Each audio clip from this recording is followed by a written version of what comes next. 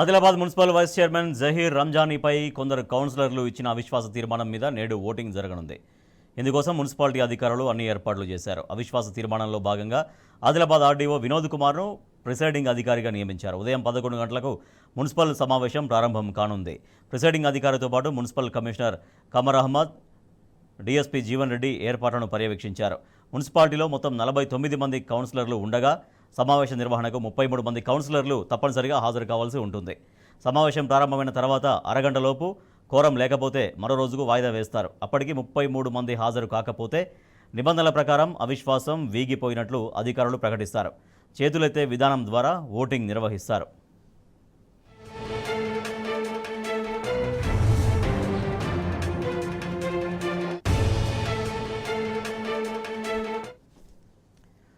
మున్సిపాలిటీలో మొత్తం 49 మంది కౌన్సిలర్లు ఉండగా బీఆర్ఎస్ 24 స్థానాల్లో గెలిచి చైర్మన్, వైస్ చైర్మన్ పదవుల్ని సొంతం చేసుకుంది. Vice chairman Zaheer Ramzani assembly ఎన్నికల తర్వాత బీఆర్ఎస్ నుంచి కాంగ్రెస్లో చేరారు. ఈయనతో పాటు మరో 7 కాంగ్రెస్లోకి వెళ్లారు. ఇక బీజేపీకి 11 మంది, కాంగ్రెస్కు 5, ఎంఐఎం సభ్యులు 5, 4 ఇండిపెండెంట్లు ఉన్నారు. ఇప్పటికే చాలామంది పార్టీలు మారడంతో ఎవరు అవిశ్వాసానికి అనుకూలంగా, ఎవరు వ్యతిరేకంగా ఓటు వేస్తారో తెలియని పరిస్థితి నెలకొంది. బీఆర్ఎస్, బీజేపీ, కాంగ్రెస్ పార్టీలు అవిశ్వాసాన్ని ప్రతిష్టాత్మకంగా తీసుకున్నాయి. 3 పార్టీల నాయకులు తమ కౌన్సిలర్లను క్యాంపులకు తరలించారు.